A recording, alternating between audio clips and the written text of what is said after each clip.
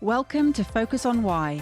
I'm Amy Rowlinson, your host. Join me to explore the compelling stories, profound insights, and captivating experiences shared by my guests from all over the world. Focusing on the importance of why, these relatable, uplifting, and inspiring conversations will empower, motivate, and guide you to create your own purposeful way of life. Have a purpose, have a plan, focus on why. Before we start, have you signed up to receive my weekly email newsletter, Friday Focus? Every Friday, I focus on one topic with one action arising. The link to sign up is in the show notes. Today, on Focus on Why, I am joined by Jane Gunn. Jane, hello. Hello, Amy. How are you on this fine day? Well, I'm fine, but I do wish the sun would shine a bit more. But we're talking about shining lights today, so. You're so demanding, Jane. My goodness. Yes, I'm with you. I'm all with you. Well, what is it that you are focusing on? Well, I am focusing on bringing some light into people's world, I suppose. I'm focusing on how I follow up from my recently published book. You kind of came to my book launch, The Mole in the Mountain. And I'm looking at the moment on a workshop I've been running called Mapping Ours or Your Journey to Success and Joy. And it kind of follows the journey. So, as you know, my little book is a parable, but it kind of then follows the journey through that book, giving people some guides to how they can actually create their own map. Oh, and how we can do the same as society. So what I'm finding at the moment is that we're all struggling on three different levels: our own personal close relationships, so family and friends, then in any group or organization or workplace we're in, but then also on the global society level. And I'm seeing the same kinds of issues reflected in each of those situations, but obviously on a different scale. And then thinking, well, how do the principles, the skills, and the mindset that I reflect in my work as a mediator, that I've also reflected in the book, how can we apply those to all of those different levels and be able to work through some of the challenges to create better, more success, more joy, a better environment, a better world. So that's what my work is generally about. But thinking, what I wanted to do for a long time is take the work that I do outside of legal and commercial dispute resolution and say, actually, these skills, these tools, this mindset in particular is available to everybody at any age, in any situation. We could all be using this. So how do we do that? Well, no mean feat and well achieved. My goodness. It really is interesting how you have translated this wisdom into a parable. And having grown up with probably one of my favorite books being Aesop's Fables, and also just understanding, the message behind this story. When writing it, did you find that hard to not reduce it to the simplicity, but just to bring about the same level of intention? Um, I think that's always been the aim behind all of my work, is to say, and indeed it is in mediation, is that you get a very complex situation or set of facts or whatever. In a legal mediation or a commercial, people present you with a very complex story, lots of facts, maybe lots of documents to read. And then I, in the end, say, well, in a nutshell, it's about this, isn't it? And so I'm used to reducing the complex to say, this is what it is in a nutshell. And that's what I kind of like doing. How can we make something simple and understandable and just say the principle we're talking about or the issue we're talking about is this? And so I suppose I'm doing it for myself. We often do when we're writing that. How can I understand this? And how could I translate it in a way that most people could understand this? Because as a lawyer, when I trained, you start off with all these legalese, words that we don't understand and Latin phrases. And I was very lucky in my training that the principal, the person who was training me, said, I want you to use plain English. So I was brought up in my legal training to say, stop this nonsense, help your clients to understand what you're actually talking about. So that was my training. And so I've just gone on from there to sort of think, well, all understand what we're talking about. How do we get through it? Yeah. And how did it come to you, Jane, the whole idea of for the book and the moving it from an idea into reality? It did literally come to me, Amy. I was at a stage, and we often are, aren't we, when we're speakers and creative people, thinking, oh, God, I'm stuck. I don't know where I'm going next with my work and my life. And I was on holiday in Portugal at the time, and literally this idea for this map and the story started to download into my head. And I've still got it. I had a little yellow notebook with me, and I started scribbling, writing it out, and I drew the map. There's a map in the book with lots of characters on it. I drew that out. And then I started just drafting the story. And then, as we do, I sort of left it to percolate. And I then went back to it later and saying, oh, well, am I going to do something with this? Or was that just a nice idea while I was on holiday? Um, and it took some time to sort of then work it through and think, well, what is this? What's the structure of it? What does it look like? It was always going to be some simple story, but then it's that work of translating it into what's the journey, what's the beginning, what's the middle, what's the end, where are we going with this? And that was the challenge, I think, is getting it through to its final form. And was there a primary reader for this particular book? Not really. I wrote it and dedicated it to my granddaughters, and I've now got three. I was kind of thinking of them. And part of what I'm thinking about in all of this is this the world we really want to live in? Is the world as it's unfolding and the way we approach relationships and challenges, which is primarily adversarial, and that's the thing I've always been interested in, what this adversarial mindset seems to predominate. And where is that taking us? It's taking us on the map I've got in the book and on the story into what we call the nowhere abyss. There's nowhere to go from there. And so, is that the world I want for my granddaughters? Actually, I'm looking very far into the future to say, actually, I believe it's up to all of us. There's nobody's coming to save us. It doesn't matter whether we're in elections or we're looking for gurus or we've got sort of, pop stars and Facebook idols or whatever. Actually, nobody is going to create for us the world, the principles, the values that we want to live by. So we're the ones that have to step up and think about it. And it is that thinking, that deep thinking about who am I? Who are we? And where do we want to go? Because we are driven in a direction if we don't take charge of it, whether that's in our families or in our workplaces or as a global society. We just continue down a very narrow pathway with a very simple narrative, unless we say, hang on, life could be more than this. And what does that look like? I hear you. I haven't written a parable. I was going to. I really wanted to write these modern day Aesop versions, and then seeing your book, I was like, yes, Jane, this is such a brilliant way of translating what your work into something that's much more user friendly. I really loved it, and that whole download that you had reminds me of something that Elizabeth Gilbert says in her book Big Magic, that if you don't take that download, it will go to someone else and somebody else will do it.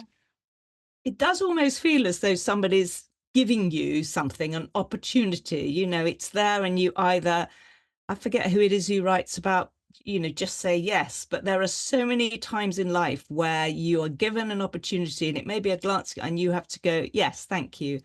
I'll take that. It's a bit like in improv theatre, isn't it? You have to say yes, even though it's challenging, even though you think, I've no idea what this is or where it's going, you just go, yes, thank you.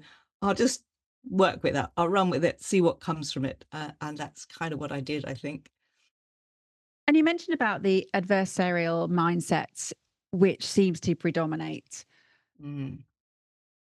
Is there, or has there any time been any different? Well, one of the people I've interviewed on my own podcast, I'm trying to remember her name now, and it'll come back to me. we'll fill that gap in. But she talks about the difference between sort of being adversarial and being more collaborative in our mindset, and that actually it isn't necessarily a natural thing. I think we are naturally sort of defensive, but this idea that we are naturally adversarial, I don't, I think we've fallen into that as a sort of trap, actually. I don't think we are naturally. I think we can see, most of us, the benefits of collaborating with others. And of course, we have more fun when we do things together. And there are obviously going to be issues and tensions along the way. And I talk very much about the magic of conflict.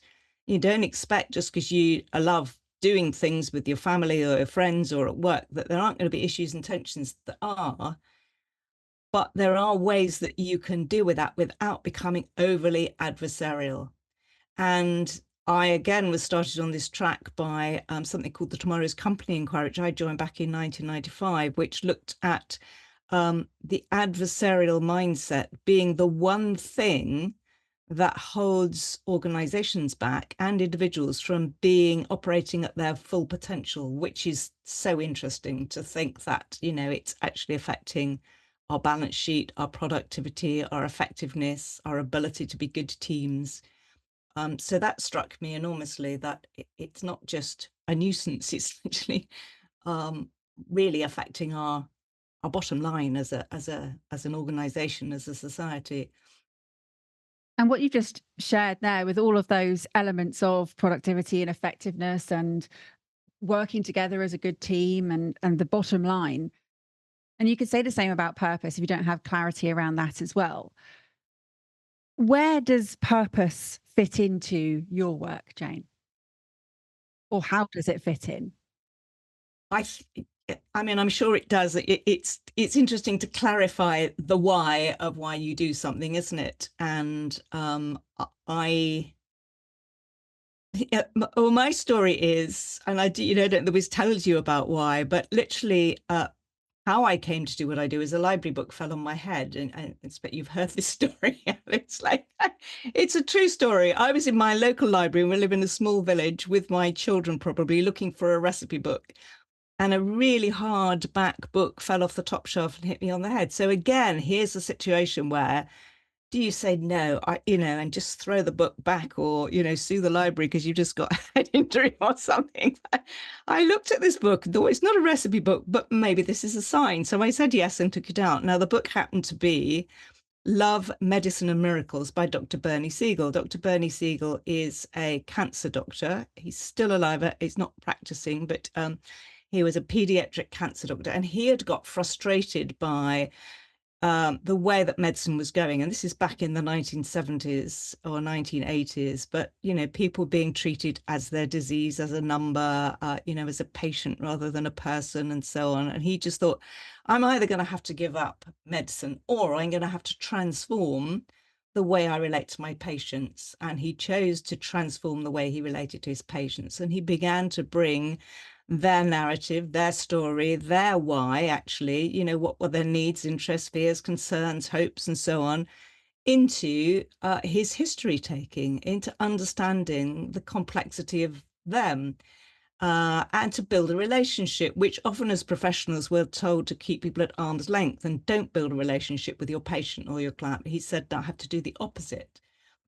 And I was so interested in that, we have these two primary professions that people always aspire to, be a lawyer or be a doctor. And I thought, well, why, if Bernie Siegel can do that successfully in medicine, could we not do the same in law? We look at people's problems that they come to us with, and then we treat them in a very adversarial way. We say, well, here's all the evidence, and here's why you're right, and here's where the other person's wrong. Instead of looking under the surface and say, well, what are the needs, interests, hopes, fears, and concerns of each of the people? How can we create a way forward that helps to resolve those problems, or the complexity of that problem, in a way that is, much more collaborative? And what Bernie Siegel was doing was putting, and he was very honest about it, he's putting love at the heart of what he does. And so I started talking about this in my work as a mediator and in training, and people said, we've never heard anybody, particularly a lawyer, talk about love before. And I think, why not? Why can you not put? So I guess that's my why is, and it's not, obviously, we know it's not romantic love. It's just being able to put a human being, humanity, treating someone humanely, rather than as a number, as an object, as a case study or whatever, and just understanding that person, their needs, and bring that to the very heart of what you do. I had a wonderful business partner, no longer with us, called David Richbell, and he used to say, we're mediating from the soul. And that's what I'm trying to do, I think, is, how do we connect better with each other as humans, and understand each other on that level? I think sometimes we just don't go deep enough. We don't explore things deeply enough. We're looking at the surface very often. There's a part in my book you probably remember, Amy, called the murky swamp of reality. And it's this place, the murky swamp of reality, where all my clients get stuck. They're stuck in the mud. And of course, in the murky swamp, you've got to go deeper to see, well, what's this swamp all about? What's causing me not to be able to see? What's the root cause of the problem? Same with medicine. If you think, well, let's find the root cause of your illness rather than just treat the symptoms. And there's many, many similarities between what I do and maybe what an alternative medical practitioner does, in terms of let's dig a bit deeper and find the root cause of what's going on here. And then let's look at a more holistic, a bigger, wider pictured approach to what we're trying to resolve. All I can say is, my goodness, because how old were you when that library book fell on your head? Well, let me think. I'd have been in my 30s, I suppose. Okay, I thought you were a child. I thought you No, were I this. was at the library with my children. No, yeah, Understood. Okay. yeah. Okay, so this is a second chapter of career for you? Were Yes. you So okay. I was originally a lawyer, commercial lawyer. Then I took some time out when we moved house and had 2 children and so on. And then I was thinking, and do I go back into commercial law, or do I do something different? And if I do something different, what is that? Because I've spent a long time training as a lawyer. Do I want to give all that up and do something completely different? Or is there something aligned to resolving the kind of problems I've been helping my clients with? And this thing was mediation, which was very new in those days. I think I was at a conference a couple of weeks ago, and we were just remembering that when the concept of mediation came to the UK, it was about the time the book fell on my head, early 1990s, and everybody thought, it was a mad idea. Why would anybody want to have that as a way of resolving legal and commercial disputes? So that was being a pioneer or a revolutionary in those days.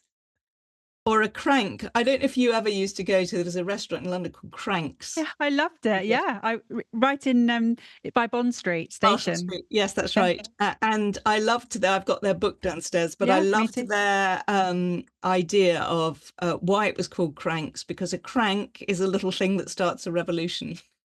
Yeah, honestly, you've just taken me right back to the 90s of when I used to go for my lunch there. We might have even been in the same queue there for lunch, Jane. I would imagine we would, because I used to go quite often. But I love the idea that this was just a different way.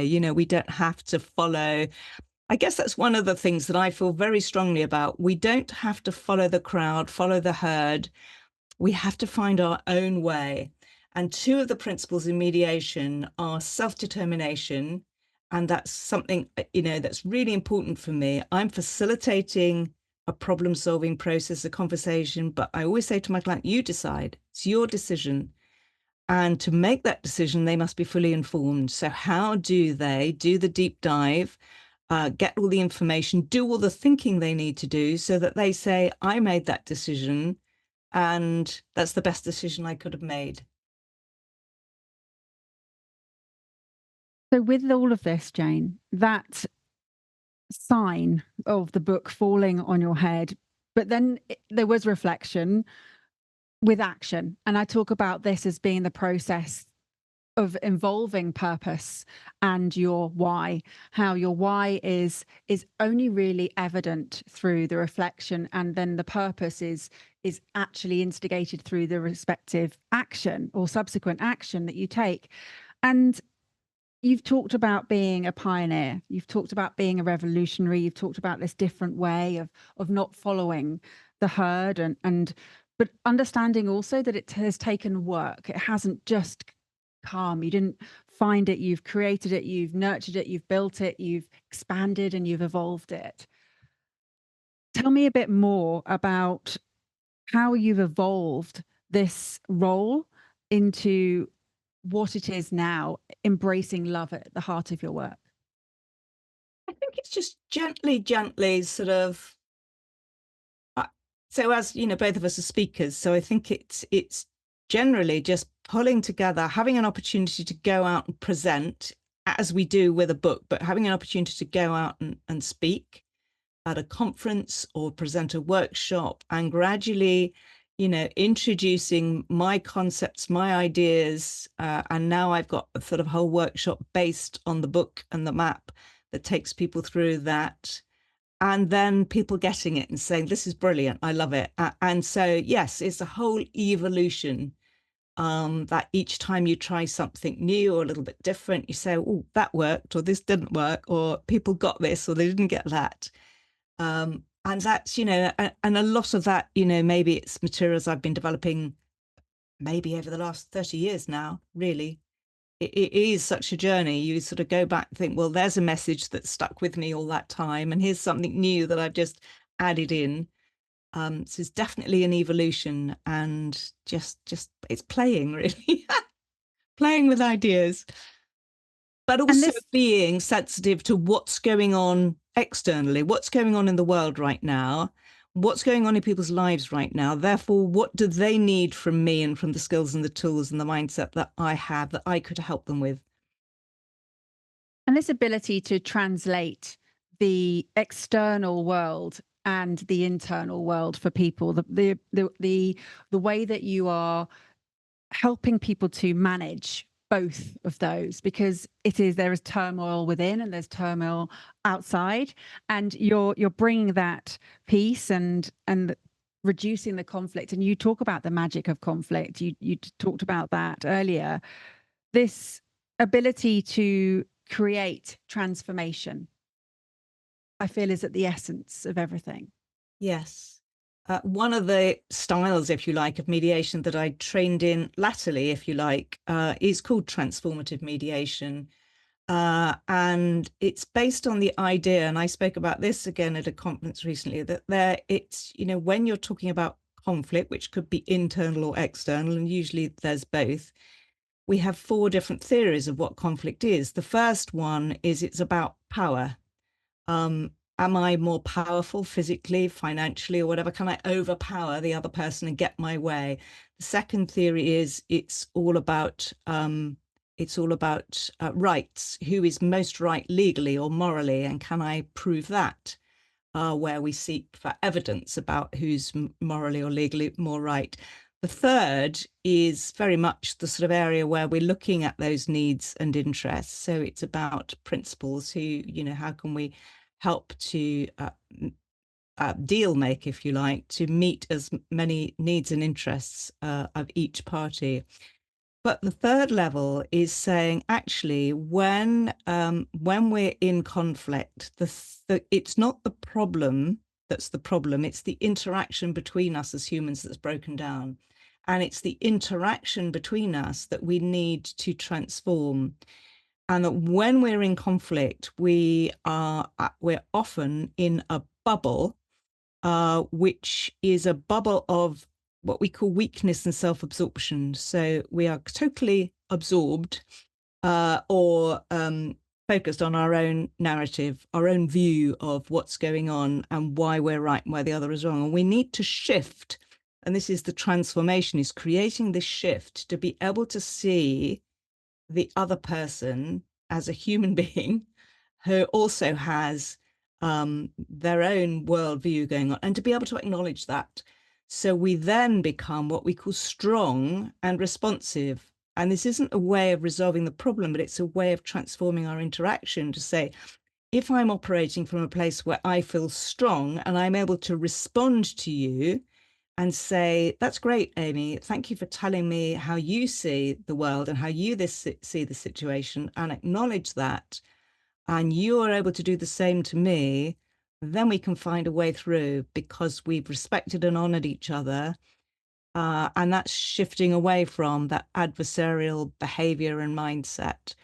And so it is about transformation, very much about how we transform our view of each other and our interactions between each other. And I've really liked that model. And it does sit, these principles of self-determination sit at the heart of the transformative model.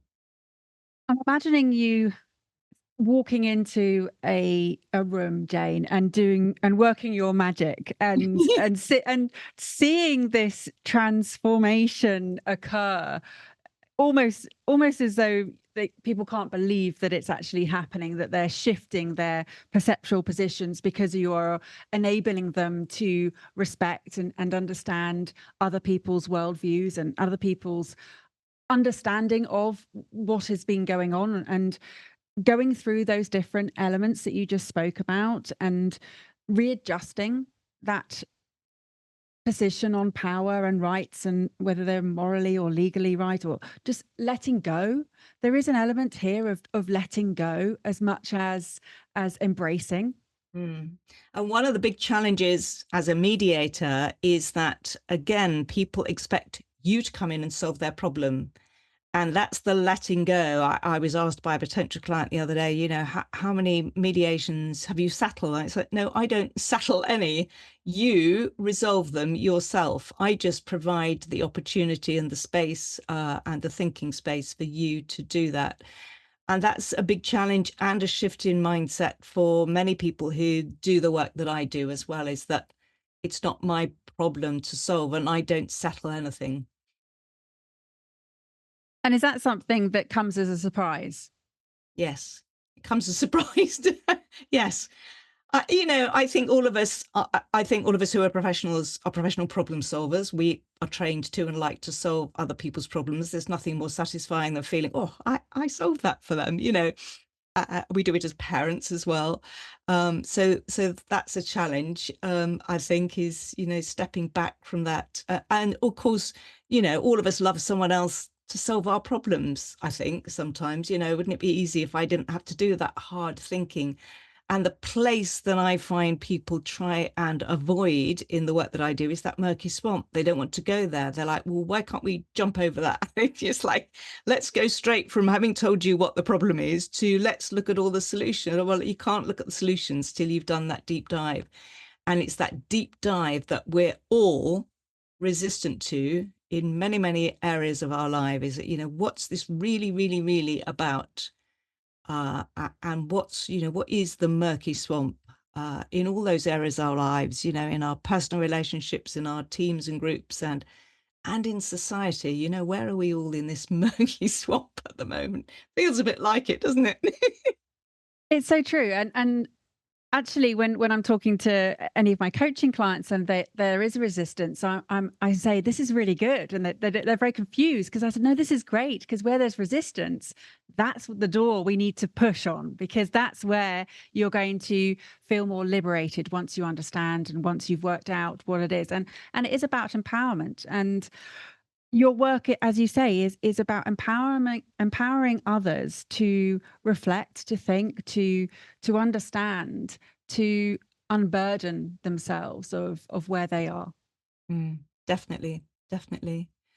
And I'm now getting to a place where I think, becoming a mediator was revolutionary, but I now have this phrase where I want people to think about themselves as resolutionaries. How can we, each of us, be able to understand these skills, tools, and mindset and become resolutionaries rather than revolutionaries? I was actually asked a very pointed question. I was up on a stage at a conference the other day on a panel, and somebody said, "I've got a question for you, the lawyer." And it was, at what stage can we stand up and be revolutionaries, and sort of, when can we, really use that adversarial approach? No, that's not my approach. My approach is that we should all be resolutionaries, and that we should understand how we can come together and resolve. I think at the moment, the world there are so many issues that are so divisive, and none of us are sure how to talk about them. So we all avoid talking about them, or we talk about them again in sort of very adversarial or aggressive ways. And how can we change that?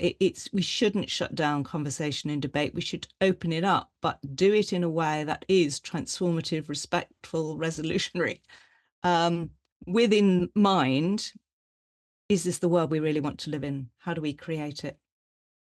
And you've And I spoken have about yeah, carry sorry. on. No, go, you go.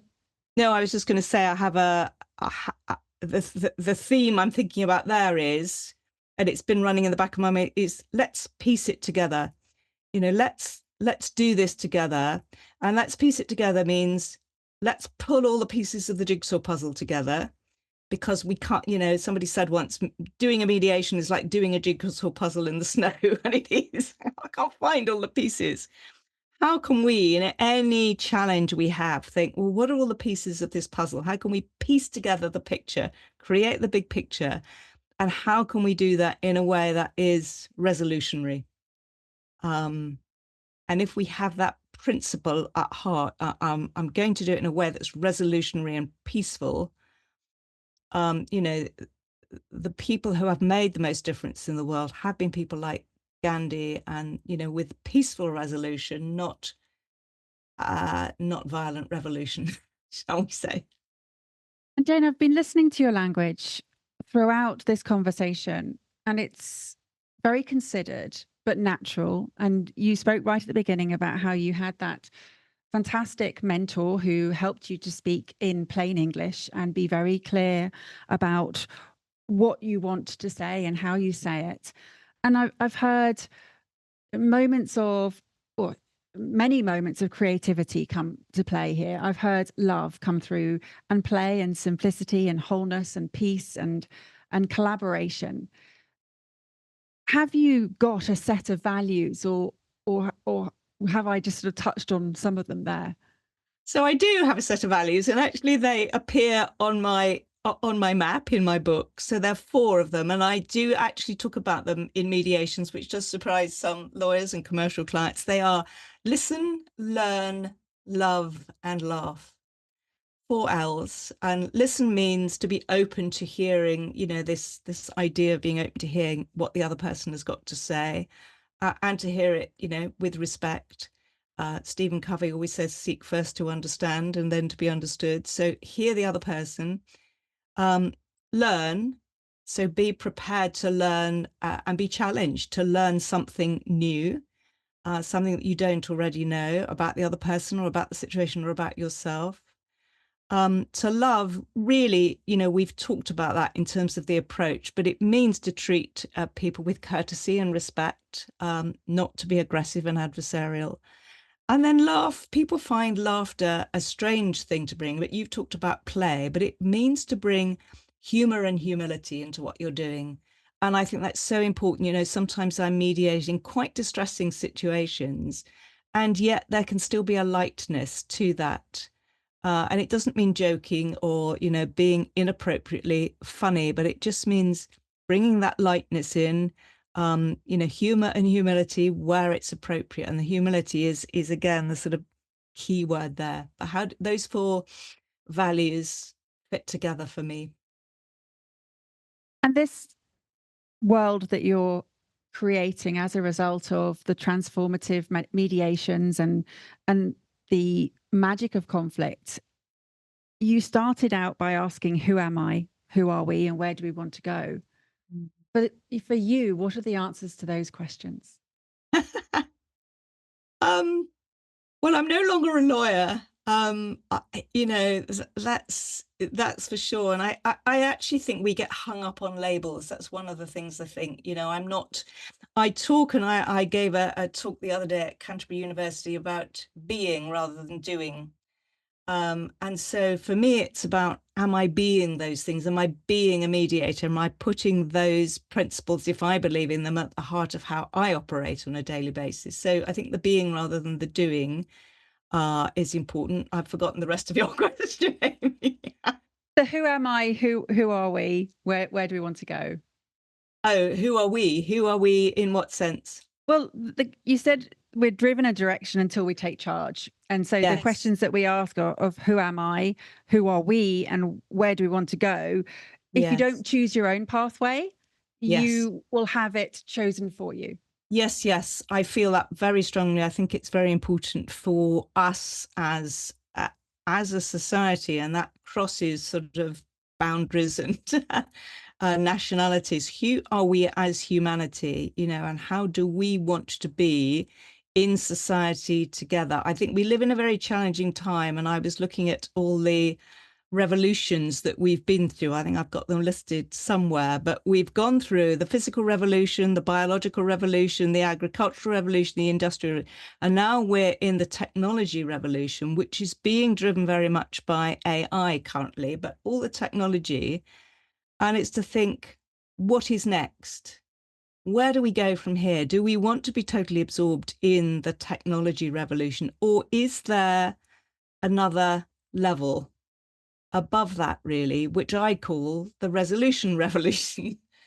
Can we step into our humanity? Of course, we can use technology, but we shouldn't be totally overwhelmed by it and driven by it. We should be able to be human and humane. So that's the ability for us to choose compassion and understanding and to collaborate and, discuss these big issues and not feel that we are being overwhelmed by technology and how we use it. I think many of us are addicted to smart devices and how information is presented to us, and how, again, do we do a deep dive and think, but where do I get my information from?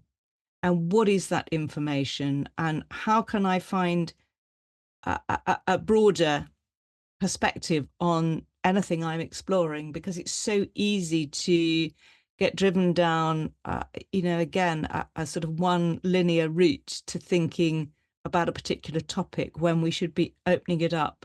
And I think that's the challenge for me is technology is great, but we mustn't be swept away by it.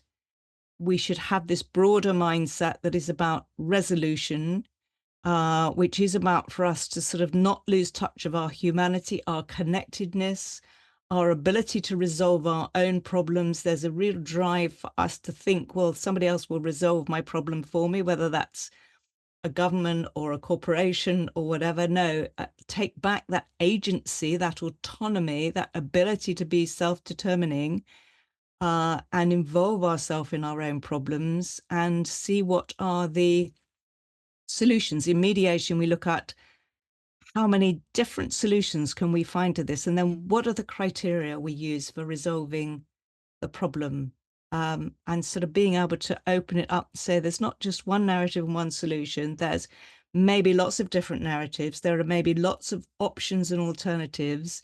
And then what are our criteria, which may involve values and beliefs and so on. So, yeah. Yeah. So a resolution revolution is where we're headed.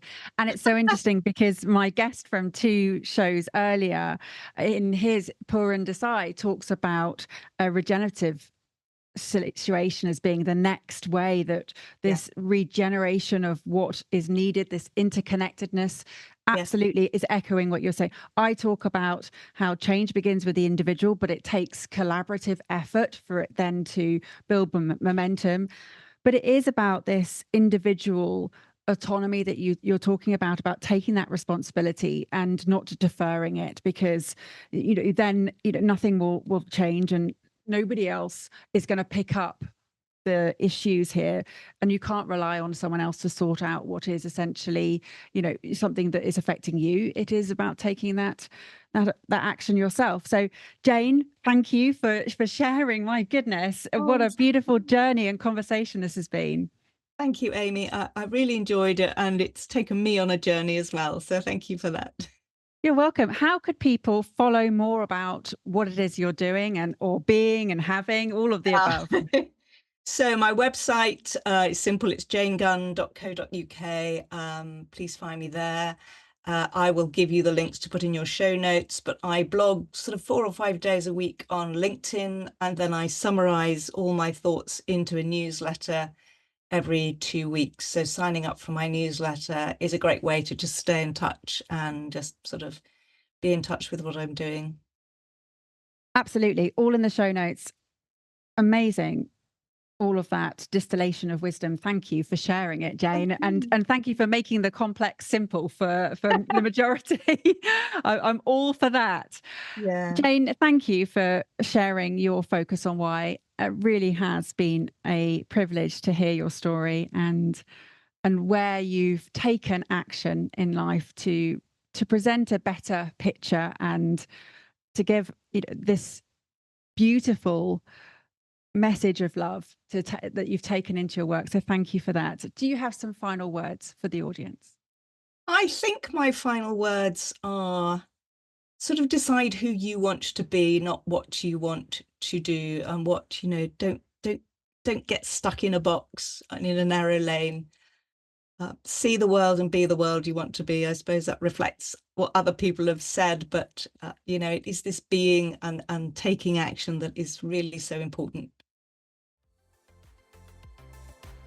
What value have you gained from tuning in to Focus on Why today? What are your reflections with actions? I'd love to hear your thoughts. Please leave a review on Apple Podcasts or via LinkedIn and share how Focus on Why has made a difference to you. Your feedback not only will inspire others, but will help them to discover how Focus on Why has created powerful ripple effects. Let's continue the conversation.